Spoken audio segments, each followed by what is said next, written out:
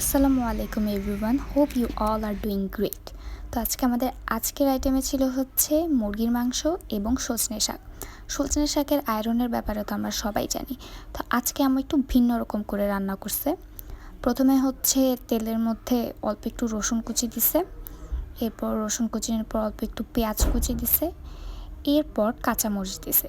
তারপর এগুলোকে ভালো করে নেড়ে চেড়ে একদম ভাজা ভাজা করার পর, মানে মোটামুটি একটু ভাজা ভাজা করার পর আম্মু ওখানে শাকগুলো দিয়ে দিছে। তারপর শাকের পর লবণ দিছে, হলুদ দিছে, সামান্য একটু খুব সম্ভবত ধনিয়া গুঁড়ো দিছিল, আমার ঠিক খেয়াল নাই, আমি যতটুকু শিখছি। তো মোস্ট ইন্টারেস্টিং পার্ট ইজ আম্মু এখানে একেবারে বোম্বাই মরিচ একটু কেটে কেটে দিয়ে দিছে, যার কারণে বোম্বাই মরিচের ফ্লেভারটা মানে অসাধারণ লাগতেছিল, মানে পুরা ভিন্ন রকম। আমি আগে কখনো এভাবে রান্না করতে দেখিনি, মানে পুরা মুখে রুচি চলে আসছে। তো খুবই মজা লাগছে আমার কাছে, অনেকদিন পরে এই শাকটা খাইছি।